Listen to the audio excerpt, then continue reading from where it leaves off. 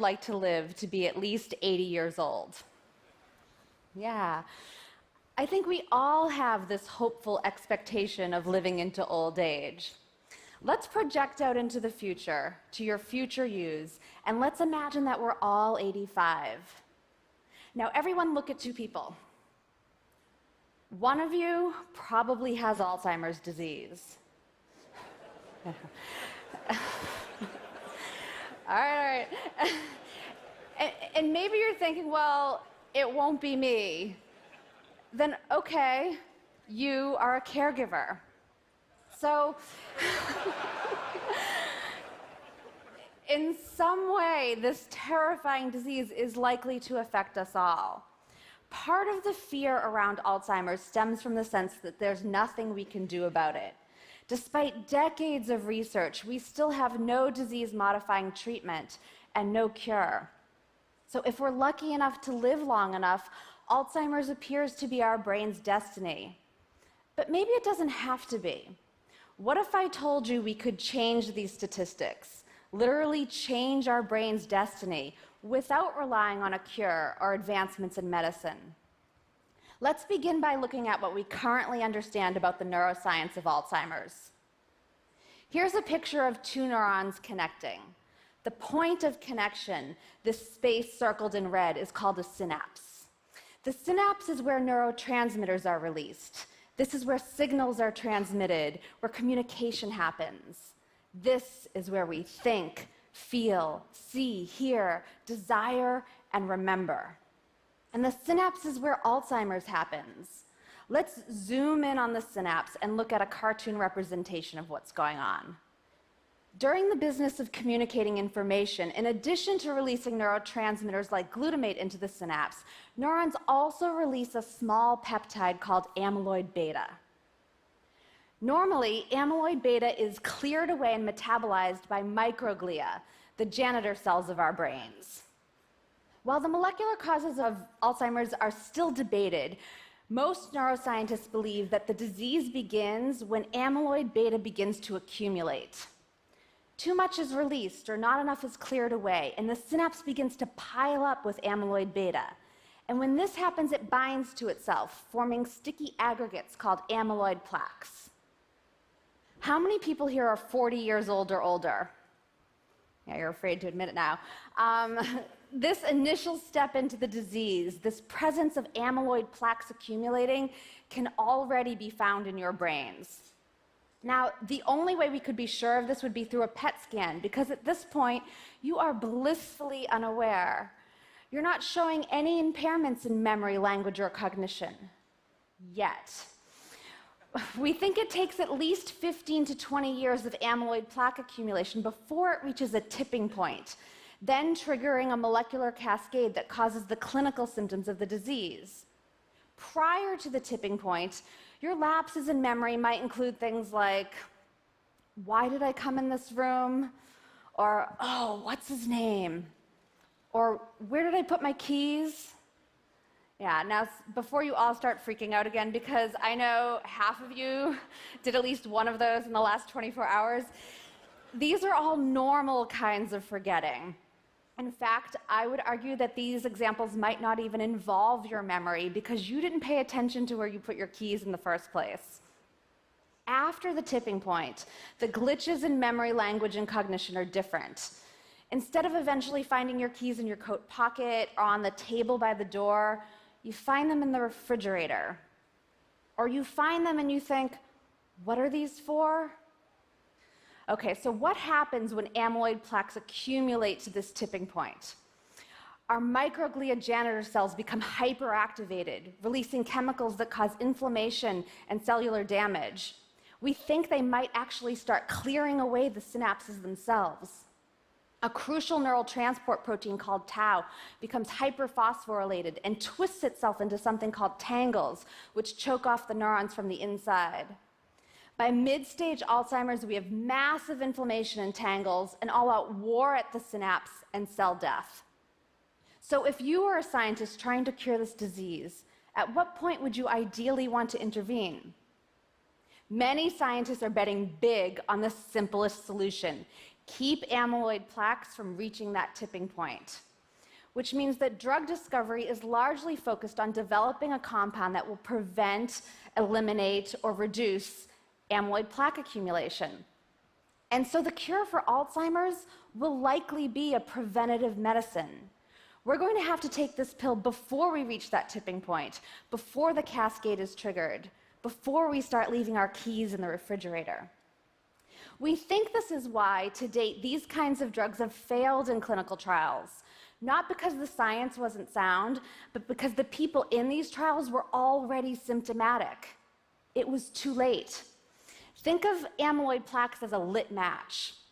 At the tipping point, the match sets fire to the forest. Once the forest is ablaze, it doesn't do any good to blow out the match.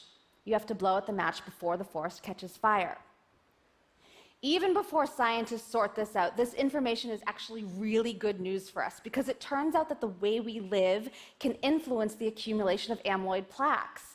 And so there are things we can do to keep us from reaching that tipping point. Let's picture your risk of Alzheimer's as a seesaw scale. We're going to pile risk factors on one arm, and when that arm hits the floor, you are symptomatic and diagnosed with Alzheimer's. Let's imagine you're 50 years old. You're not a spring chicken anymore, so you've accumulated some amyloid plaques with age. Your scale is tipped a little bit. Now let's look at your DNA. We've all inherited our genes from our moms and our dads. Some of these genes will increase our risk, and some will decrease it. If you're like Alice and still Alice, you've inherited a rare genetic mutation that cranks out amyloid beta, and this alone will tip your scale arm to the ground. But for most of us, the genes we inherit will only tip the arm a bit. For example, ApoE4 is a gene variant that increases amyloid. But you can inherit a copy of ApoE4 from mom and dad and still never get Alzheimer's, which means that for most of us, our DNA alone does not determine whether we get Alzheimer's. So what does? We can't do anything about getting older or the genes we've inherited.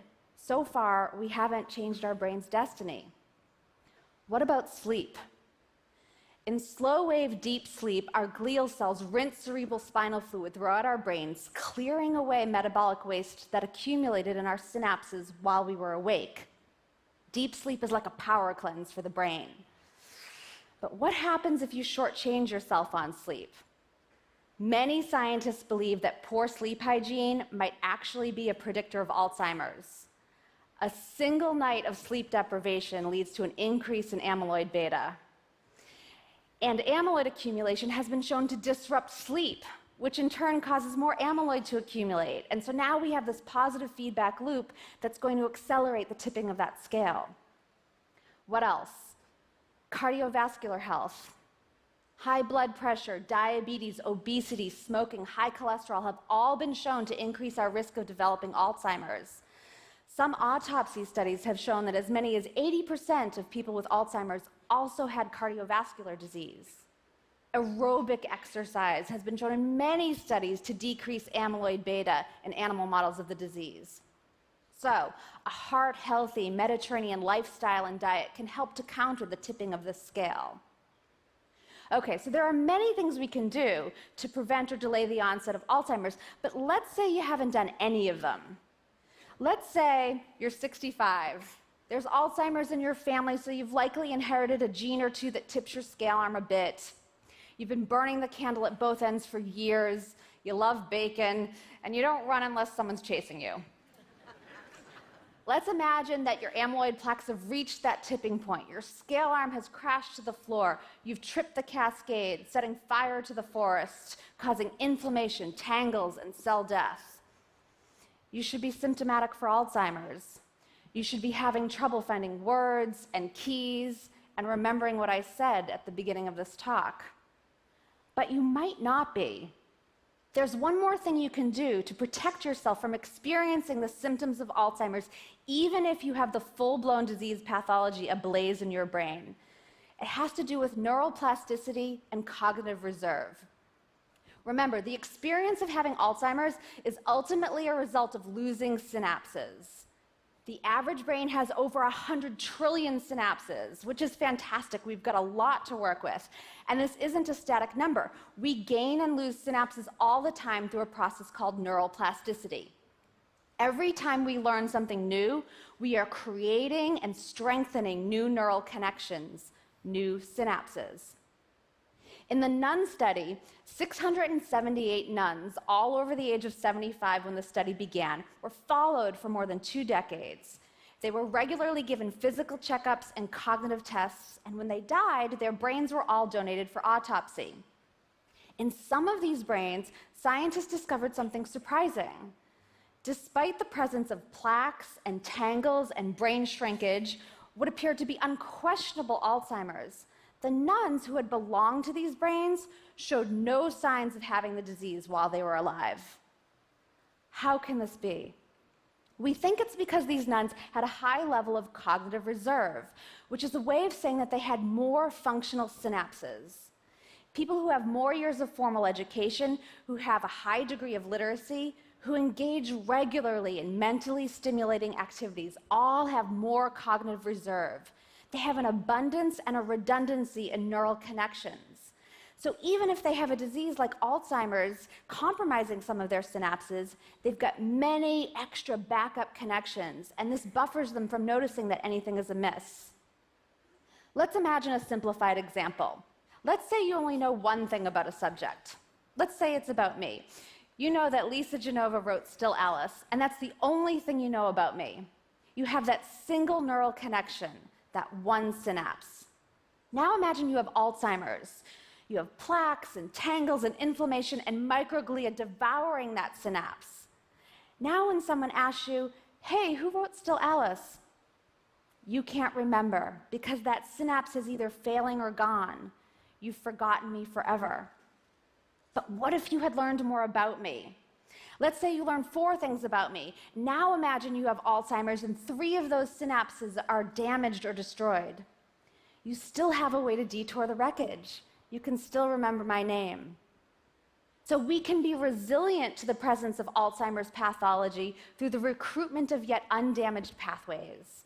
And we create these pathways, this cognitive reserve, by learning new things. Now, ideally, we want these new things to be as rich in meaning as possible, recruiting sight and sound and associations and emotion. So this really doesn't mean doing crossword puzzles. You don't want to simply retrieve information you've already learned, because this is like traveling down old familiar streets, cruising neighborhoods you already know. You want to pave new neural roads. Building an Alzheimer's-resistant brain means learning to speak Italian, meeting new friends, reading a book, or listening to a great TED Talk.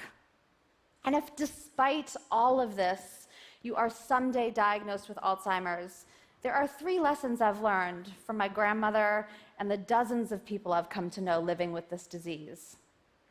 Diagnosis doesn't mean you're dying tomorrow. Keep living. You won't lose your emotional memory. You'll still